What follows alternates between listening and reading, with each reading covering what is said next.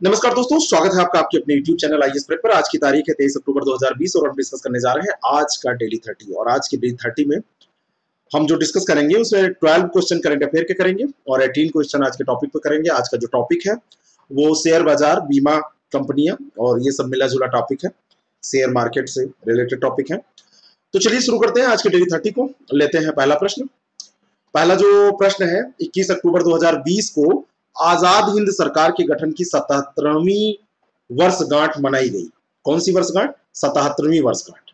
बिल्कुल सही है, क्योंकि 1943 याद होगा आपको, नेताजी सुभाष चंद्र बोस ने जापानी कब्जे वाले सिंगापुर में आजाद हिंद की अस्थायी सरकार के गठन की घोषणा की थी 1943 में। और उस समय सिंगापुर पे जापान का कब्जा हुआ करता था, सिंगापुर में इन्होंने की थी। और आरजी हुकूमत आजाद हिंद के रूप में जाने जाने वाले इस सरकार का धुरी राष्ट्रों, उसमें imperial Japan, Nazi Germany, Italian social Republic और उनके सहयोगियों द्वारा शक्तियों का समर्थन किया गया था। तो ये बिल्कुल सही है। वर्ष 1941 अगले में दिया हुआ है कि इन्होंने गठन किया था, तो 1941 नहीं, मैं आपको बता चुका हूं 1943 में किया था। तो दूसरा सही है, पहला सही है, दूसरा गलत है और इसका सही उत्तर ए हो जाएगा। केवल एक सही है। Next question. अगला जो प्रश्न है, निम्नलिखित कथनों पर विचार करें। भारत में पहली सी प्लेन सेवा सरदार वल्लभ भाई पटेल की वर्षगांठ 31 अक्टूबर से गुजरात में शुरू हो रही है। कौन सी सेवा है? सी प्लेन सेवा है। और दूसरा स्टेटमेंट है, या अहमदाबाद में साबरमती रिवर फ्रंट को केवड़िया में स्टेच्यू ऑफ यूनिटी से जोड़ेगी। तो ये दोनों के दोनों स्टेटमेंट सही है। आपसे टिप्पणी करने में पूछा जा सकता है, सी प्लेन सेवा, भारत की पहली सी प्लेन सेवा। तो भारत में पहली सी प्लेन सेवा जो है ये अभी शुरू हो रही है। इसमें याद रखने की क्या बात है? जैसे 25 शब्दों में आपसे पूछा जाए तो आप इसमें ये लिखेंगे कि ये अहमदाबाद में साबरमती रिवर फ्रंट को केवड़िया में जो स्टेच्यू ऑफ यूनिटी है उससे कनेक्ट करेगी। ठीक है ना। और ये सेवा स्पाइस जेट एयरलाइंस के द्वारा संचालित की जा रही है। और थोड़ा सा लिखना हो तो इतना आप लिख सकते हैं। तो ये दोनों के दोनों स्टेटमेंट सही है। जिन लोगों ने बीओ में टेस्ट दिया है उनकी कॉपियां चेक हो रही है, लेकिन बहुत सारे लोगों ने टेस्ट नहीं दिया है। ये बीओ बैच की मैं बात कर रहा हूँ, या हो सकता है वो लोग इसको फॉलो करते हो तो वो सुन लें। अगर आप कॉपी चेक नहीं करेंगे, कॉपी मतलब लिखेंगे नहीं, तो चेक कैसे होगी? अगर आप कॉपी लिखेंगे नहीं तो चेक कैसे होगी? और चेक नहीं होगी तो आपकी कमियां नहीं पता चलेंगी। और आप लिखेंगे नहीं तो आप एग्जामिनेशन हॉल में कैसे लिखेंगे? वहां भी छोड़ के चले आएंगे। तो उसको लिखिए। मॉडल आंसर तैयार हो गया है, कल मिल जाएगा आपको, लेकिन उसको लिखिए। ओसिरिस रेक्स ये क्या है? ये तो कल भी शायद मैंने डिस्कस किया था। ओसिरिस जो है, ओसिरिस रेक्स, इसके बारे में हमने बताया था कि नासा का अंतरिक्ष यान है। ये रिपीट हो गया क्वेश्चन, कभी कभी ऐसा भी हो जाता है। इसका उद्देश्य है क्षुद्र ग्रह की सतह से धूल और कंकड़ के नमूने एकत्र करना। 2023 में इन्हें पृथ्वी पर लाना, इसका एक लक्ष्य रखा गया था। और ये किसी प्राचीन क्षुद्र ग्रह से नमूना एकत्र करने और इन्हें पृथ्वी पर वापस लाने के उद्देश्य से अमेरिकी अंतरिक्ष एजेंसी नासा के द्वारा पहला मिशन ये छोड़ा गया था। तो यह है क्या? नासा का अंतरिक्ष यान है। ए ऑप्शन इसका बिल्कुल करेक्ट है। रुद्र क्या है? रुद्र जो है ये एक स्वदेशी सर्वर है। ऐसे प्रश्न खूब पूछे जाते हैं। रुद्र क्या है? करिएगा रुद्र, 25 शब्दों में टिप्पणी करिए। तो भारत ने एक स्वदेशी सर्वर विकसित किया है सरकार और सार्वजनिक उपक्रमों की एचपीसी उच्च प्रदर्शन कंप्यूटिंग संबंधी सभी आवश्यकताओं को पूरा करने के लिए। और यह पहला अवसर है जब सीडेक द्वारा विकसित सॉफ्टवेयर स्टैक के साथ देश में कोई सर्वर सिस्टम बना रहा है। भारत में भी अपना सर्वर सिस्टम ऐसा नहीं है और ये पहला अवसर है। रुद्र ध्यान रखिएगा, स्वदेशी सर्वर, बी ऑप्शन इसका बिल्कुल करेक्ट है। इंफोडेमिक का अर्थ क्या होता है? इंफोडेमिक, इंफोडेमिक के बारे में बता दूं, फिर अर्थ आप जान जाएंगे और उसका उत्तर आप निकाल लेंगे। इंफोडेमिक का जो अर्थ होता है, शाब्दिक अर्थ, अधिक जानकारी रखने से है। गलत या भ्रामक जानकारी, विशेष रूप से सोशल मीडिया पर पाई जाने वाली जानकारी इसमें शामिल होती है। जैसे जो भ्रम होता है, जोखिम उठाने और सरकारों और सार्वजनिक स्वास्थ्य प्रक्रियाओं के प्रति जो अविश्वास पैदा करने का एक तरीका होता है, एक कारण बनता है, तो उसको दूर करने का यह प्रयास। इंफोडेमिक अगर पूछा जाएगा, इंफोडेमिक, तो इंफोडेमिक जो होता है अधिक जानकारी रखना, बहुत अधिक जानकारी रखना। बी ऑप्शन इसका बिल्कुल करेक्ट है। अगला जो प्रश्न है, कम लागत वाली कोविड-19 परीक्षण इकाई कोवीरैप, जिसे आईसीएमआर द्वारा अनुमोदित किया गया था, किस संस्था के द्वारा यह विकसित की गई है? तो इसका विकास किया गया है आईआईटी खड़गपुर के द्वारा। बी ऑप्शन इसका सही है, आईआईटी खड़गपुर के द्वारा इसका विकास किया गया है। आईआईटी खड़गपुर ने जो ये कोविरैप है इसका विकास किया है, और ये कोरोना वायरस से तेजी से निपटने के लिए एक पोर्टेबल इकाई है और 1 घंटे से भी कम समय में ये रिजल्ट दे देती है। सटीक आणविक निदान प्रक्रिया इसमें शामिल है और प्रति परीक्षण केवल 500 रुपए का खर्च आता है। वैसे बहुत ज्यादा खर्च आता है, इसमें केवल 500 रुपए का खर्च आता है। नेक्स्ट क्वेश्चन, किस राज्य या केंद्र शासित प्रदेश ने 80,000 सरकारी स्कूलों में स्मार्ट ब्लैक बोर्ड योजना शुरू की है? तो ये जो स्मार्ट ब्लैक बोर्ड योजना है ये तमिलनाडु में शुरू की गई है। बी ऑप्शन इसका करेक्ट है। 80,000 सरकारी स्कूल इसके दायरे में वहां के आएंगे और इसमें ऑडियो विजुअल शिक्षण सामग्री का भी प्रयोग किया जाएगा। पेन ड्राइव का उपयोग करके कंप्यूटर स्क्रीन में इसको फीड किया जा सकता है और इस परियोजना से बेहतर जो शिक्षण वातावरण है वो सुनिश्चित होने की उम्मीद है। ये सब जो लाइनें होती हैं, जब हमको कुछ नहीं आता है तो लिखने में काम आ जाती हैं। बड़ा अच्छा एक डिजिटल माहौल बनेगा, शिक्षण वातावरण सुनिश्चित होगा। तो ये लक्ष्यदार जो भाषा होती है ना, एग्जामिनेशन के लिए बहुत इंपॉर्टेंट होती है। जितना ज्यादा आपको छोड़ना आता है, जितना ज्यादा छोड़ना आता है, तो आप चिंता मत करिए कि अगला लपेटेगा कैसे। आप छोड़िए, खूब छोड़िए। पास होने के लिए लिखना जरूरी है, छोड़ के नहीं आना है कुछ भी। भारतीय नौसेना में कमीशन की गई anti submarine warfare stealth corvette का नाम क्या है? तो भारतीय नौसेना में जो ये कमीशन की गई है इसका नाम है आईएनएस कवरत्ती। ए ऑप्शन इसका बिल्कुल करेक्ट है। इस समय जो थल सेना अध्यक्ष है वो कौन है? एम नरवणे। तो इन्होंने anti submarine warfare steel corvette INS Kavaratti को अभी कमीशन किया है। ठीक है, ये ध्यान रखना है। भारतीय नौसेना के इन हाउस विंग और नौसेना डिजाइन निदेशालय द्वारा इसका डिजाइन बनाया गया था। अगला जो प्रश्न है, संयुक्त राज्य अमेरिका किस देश को $1 अरब से उन्नत एयर टू ग्राउंड मिसाइलों को बेचने जा रहा है? तो ये जो बेचेगा भारत को नहीं बेचने जा रहा है, ये दे रहा है ताइवान को। इस समय ये जुटे हुए हैं, अमेरिका और भारत मिलकर ताइवान को संभाल रहे हैं। अब आप समझ लीजिए, चाइना की गिरफ्त में ये बिल्कुल है। चाइना इस पे दावा करता रहता है, चाइना इसको कभी स्वतंत्र मानता ही नहीं। अभी एक प्रश्न मिलेगा आपको, शायद लास्ट में वो प्रश्न हो गया है तो वो मिलेगा आपको। तो संयुक्त राज्य सरकार ने अभी घोषणा की है कि ताइवान को $1 अरब का उन्नत एयर टू ग्राउंड मिसाइल बेचेगा, और ये कदम तब वो तय कर रहा है, ये तब उठा रहा है कदम जब चीन से खतरे के खिलाफ अपने रक्षा बल को ताइवान मजबूत करने पे जुटा हुआ है।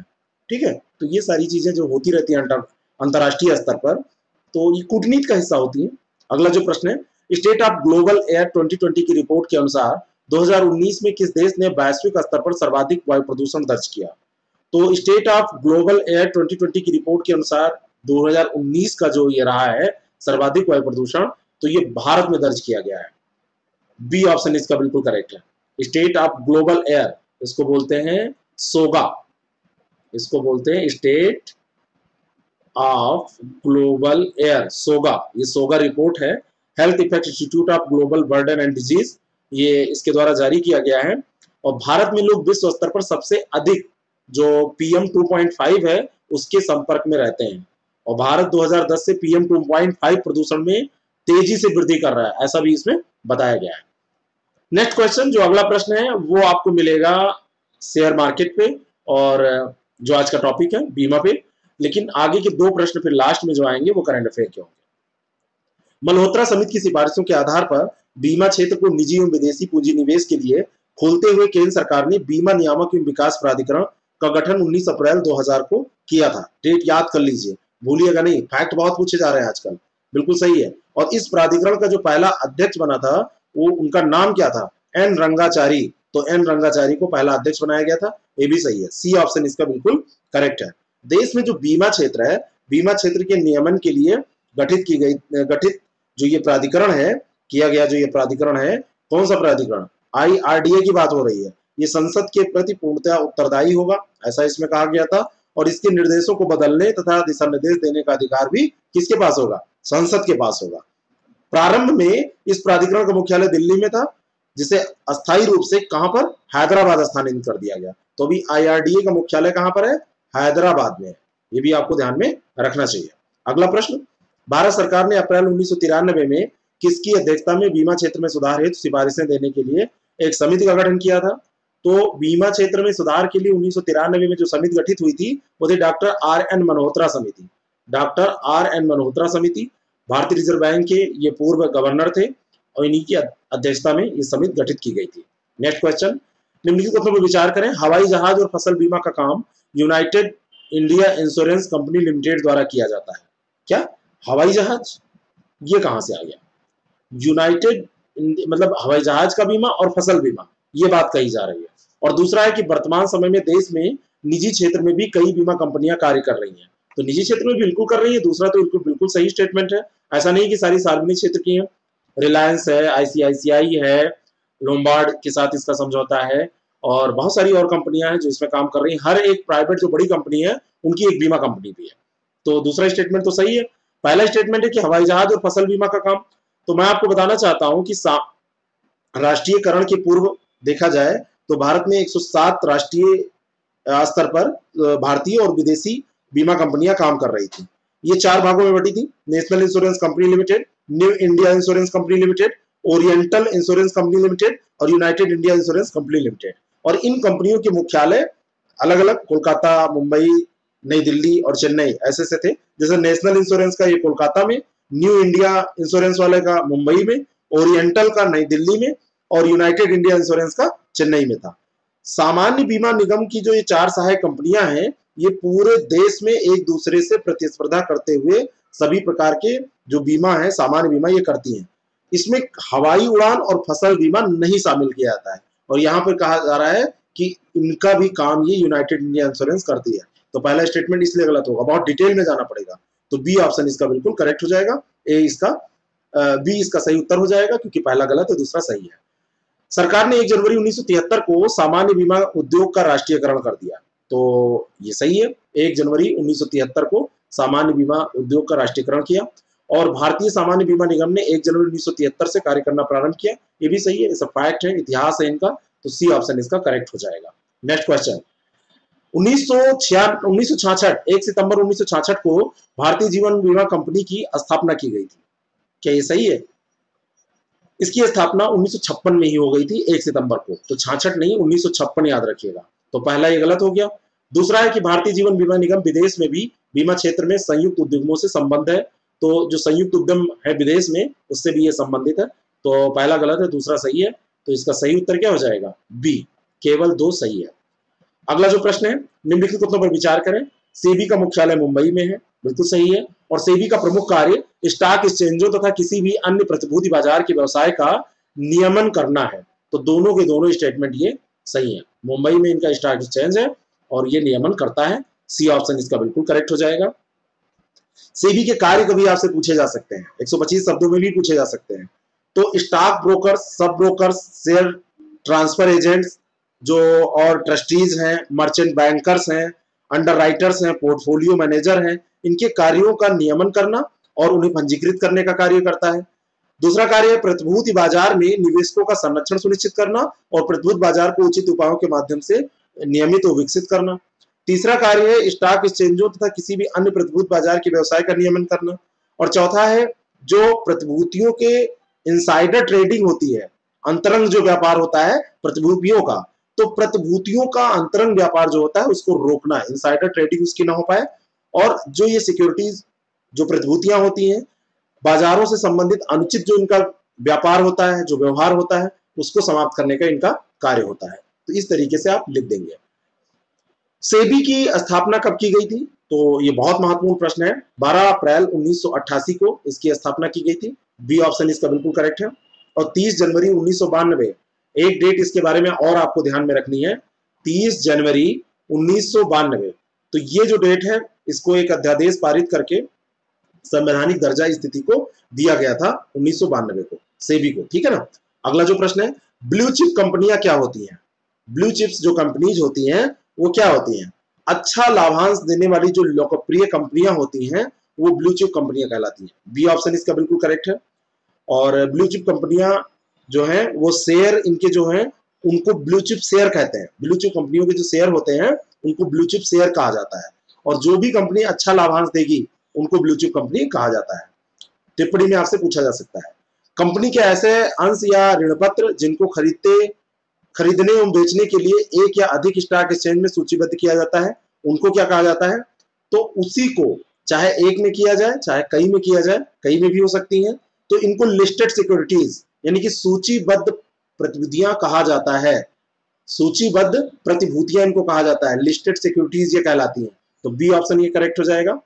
और सूचीबद्ध प्रतिभूतियां इसीलिए कहते हैं क्योंकि इनको सूचीबद्ध किया जाता है, बस सिंपल सा इसका कॉन्सेप्ट है। काफी मात्रा में कारोबार होने वाले शेयरों को अल्फा शेयर कहते हैं, पहला स्टेटमेंट। और दूसरा है ए श्रेणी तथा ब्लू चिप के शेयर अल्फा शेयर श्रेणी के अंतर्गत नहीं आते। पहला स्टेटमेंट बिल्कुल सही है, जो अधिक मात्रा में कारोबार होने वाले शेयर होते हैं, जिनका कारोबार अधिक मात्रा में होता है, उनको अल्फा शेयर कहा जाता है। और जो अल्फा शेयर हैं, इसके बारे में ये भी जान लीजिए कि ए श्रेणी के और जो ब्लू चिप के शेयर हैं, ब्लू चिप शेयर, उन दोनों को अल्फा शेयर श्रेणी के अंतर्गत शामिल किया जाता है। क्योंकि जो कंपनियां ब्लू चिप कंपनियां हैं वो अच्छा व्यवसाय भी करेंगी क्योंकि वो लाभ कमा रही हैं। तो ये दूसरा तो ऐसे ही गलत हो जाएगा। कॉन्सेप्ट अगर आपका क्लियर है तो दूसरा गलत है, पहला सही है। ए ऑप्शन इसका बिल्कुल करेक्ट है। अगला प्रश्न है, बैंक सरकारी प्रतिभूतियों की जमानत पर सरलता से ऋण प्रदान कर सकते हैं। पहला स्टेटमेंट बिल्कुल सही है। सरकारी प्रतिभूतियां जो हैं उनको रखकर बैंक से आप ऋण ले सकते हैं, सरलता से मिल जाते हैं। और सरकारी प्रतिभूतियों का मूल्य स्थिर नहीं रहता, इसी कारण से ऋण मिलता है कि स्थिर रहता है, तो नहीं कहां से आ गया। तो दूसरा गलत है, पहला सही है। ए ऑप्शन इसका बिल्कुल करेक्ट हो जाएगा। प्रतिभूतियों को जमानत पर इसलिए ही रखते हैं क्योंकि इनका मूल्य स्थिर रहता है, इसमें कोई ऐसा नहीं होता, जोखिम नहीं होता है, इसी कारण से तो इस पर ऋण दे देगा बैंक। ऐसे बैंक थोड़ी पागल थोड़ी ना बैंक। अगला प्रश्न, तेजड़िया और मंदड़िया हैं, बुल्स एंड बियर्स अंग्रेजी में इनको कहा जाता है।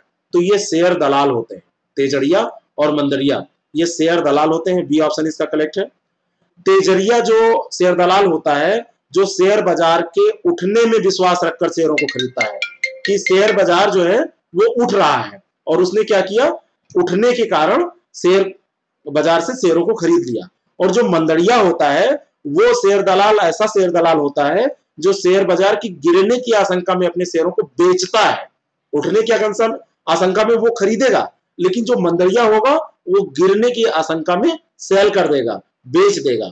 तो मंदड़ियों को अधिक सक्रियता से बाजार में भाव, अगर ज्यादा ये सक्रिय होंगे तो बाजार में जो भाव है वो घटने लगते हैं अधिक सक्रियता के कारण। तो ये इतना कंसेप्ट रहा। बी ऑप्शन इसका बिल्कुल करेक्ट हो जाएगा। अगला प्रश्न है, निम्नलिखित कथनों पर विचार करें। अधिकृत विदेशी विनिमय चैनलों को बाईपास करने वाली प्रणाली को हवाला कहते हैं। हवाला बिल्कुल सही परिभाषा यही दी है। अधिकृत विदेशी विनिमय चैनल जो हैं उनसे काम ना करके अलग से अपना प्राइवेट डेवलप कर लिया गया अपने हिसाब से, तो ये यही क्या होता है, हवाला, है ना। इसी को हवाला कहते हैं, हवाला की परिभाषा यही है। हवाला व्यापार में संलग्न लोग भुगतान विदेशी मुद्रा में प्राप्त करते हैं। जो इस व्यापार में संलग्न लोग होंगे ये क्या करते हैं, इस व्यापार में संलग्न लोग भुगतान घरेलू मुद्रा में प्राप्त करते हैं और इसके बदले विदेशी मुद्रा की वो आपूर्ति करते हैं। भुगतान तो उसमें लेंगे ना ये, तो क्योंकि इनका जो विनिमय चैनल है उसके आधार पर तो ये काम कर नहीं रहे, ये अलग से काम कर रहे हैं, तो कैसे दिखाएंगे। तो ये अपने उसमें भुगतान लेंगे और ये क्या करेंगे, बदले में विदेशी मुद्रा की आपूर्ति ये करेंगे। तो दूसरा गलत है, पहला सही है। ए ऑप्शन इसका बिल्कुल करेक्ट है। भारत सरकार, रिजर्व बैंक और सेबी के नियमों के अनुसार भारतीय कंपनियों द्वारा विदेश में अपना निर्गम जारी करना क्या कहलाता है। मतलब यहां पर दिया है कि भारत सरकार, भारतीय रिजर्व बैंक तथा सेबी के नियमों के अनुसार भारतीय कंपनियों द्वारा विदेश में अपना निर्गम जारी करना क्या कहलाता है। तो जो भारत सरकार, भारतीय रिजर्व बैंक और सेबी के नियम के अनुसार भारतीय कंपनियों द्वारा विदेश में अपना निर्गम जारी करती है वो यूरो निर्गम कहलाता है। तो भारत सरकार द्वारा यहाँ पर लगा होना चाहिए, तो यूरो निर्गम यहाँ ये कहलाता है।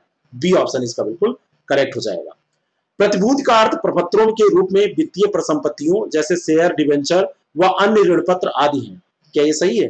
प्रतिभूति का मतलब ही होता है जो सिक्योरिटी होती है उसमें ये शेयर, डिबेंचर और अन्य ऋण पत्र ये सब शामिल होते हैं। और कैपिटल मार्केट वह स्थान है जहां पर प्राय कंपनियां अपनी दीर्घकालीन ऋण आवश्यकताओं की पूर्ति के लिए बांड, डिबेंचर, शेयर, बंधक पत्र आदि का विक्रय करती हैं।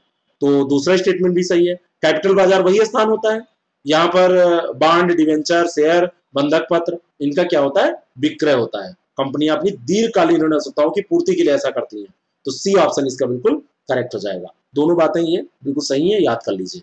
अगला प्रश्न, किसी वस्तु या मद के मूल्यों में एक आधार वर्ष या अन्य अवधि की तुलना में हुए प्रतिशत परिवर्तन को दर्शाने वाली संख्या क्या कहलाती है। आपने इंडेक्स नंबर का नाम सुना है? किसी वस्तु या मद के मूल्यों में एक आधार वर्ष या अन्य अवधि की तुलना में जो परिवर्तन होता है, प्रतिशत परिवर्तन जो होता है, उसको दर्शाने की जो संख्या होती है, उसको क्या कहते हैं? उसको सूचकांक कहते हैं। उसी को क्या कहते हैं? इंडेक्स कहते हैं। ठीक है, तो बी ऑप्शन इसका बिल्कुल करेक्ट हो जाएगा। नेक्स्ट क्वेश्चन, निम्नलिखित कथनों पर विचार करें। भारतीय स्टॉक एक्सचेंज की स्थापना फेरवानी समिति की सिफारिशों के आधार पर 1992 ईस्वी में की गई थी। पहला स्टेटमेंट यह है। और दूसरा स्टेटमेंट है कि राष्ट्रीय स्टॉक एक्सचेंज का मुख्यालय पुणे में है। पहला स्टेटमेंट देखिए, जो फेरवानी समिति है, इसी की सिफारिश पर एनएससी की, नेशनल स्टॉक एक्सचेंज की स्थापना की गई थी, 1992 में की गई थी। पहला सही है। और एनएससी का जो मुख्यालय है, ये कहां पर है? एनएससी का मुख्यालय मुंबई में है। एनएससी का मुख्यालय कहां पर है? ये मुंबई में है। तो दूसरा ये गलत हो जाएगा, पहला सही हो जाएगा। और ये जो 92 में इसकी स्थापना की गई थी, और ये भी ध्यान रखिएगा, इसका राष्ट्रीय स्टॉक एक्सचेंज का जो शेयर सूचकांक है, उसको क्या कहते हैं? इसको निफ्टी कहते हैं। क्या कहते हैं? निफ्टी। राष्ट्रीय स्टॉक एक्सचेंज का जो शेयर सूचकांक है, उसको निफ्टी कहते हैं। तो ए ऑप्शन इसका बिल्कुल करेक्ट हो जाएगा। और राष्ट्रीय स्टॉक एक्सचेंज क्रय विक्रय के आधार पर देखा जाए तो भारत का सबसे बड़ा और विश्व का तीसरा सबसे बड़ा स्टॉक एक्सचेंज है। ठीक है ना। नेक्स्ट क्वेश्चन, वह स्थान जहां शेयरों एवं प्रतिभूतियों का लेन देन होता है, स्टॉक एक्सचेंज कहलाता है। स्टॉक एक्सचेंज इसी के नाम से जाना जाता है। और उसकी अगर आपसे उसके बारे में पूछा जाए तो वही स्थान होता है जहां पर शेयरों और प्रतिभूतियों का लेन देन होता है, उसी को स्टॉक एक्सचेंज कहा जाता है। ठीक है ना। तो पहला स्टेटमेंट ये बिल्कुल सही है। और बॉम्बे स्टॉक एक्सचेंज भारत एवं एशिया का सबसे पुराना स्टॉक एक्सचेंज है। अगर आपसे ये कहा जाए तो ये भी बात बिल्कुल सही है। सी ऑप्शन इसका बिल्कुल करेक्ट हो जाएगा। ठीक है ना। नेक्स्ट क्वेश्चन, अगला जो प्रश्न है, ताइवान एक स्वशासित देश है और वास्तविक रूप से स्वतंत्र है। ताइवान जो है एक स्वशासित देश है और वास्तविक रूप से ये स्वतंत्र है, सेल्फ गवर्निंग कंट्री है, और ये देखा जाए तो इंडिपेंडेंट है। तो बिल्कुल सही है।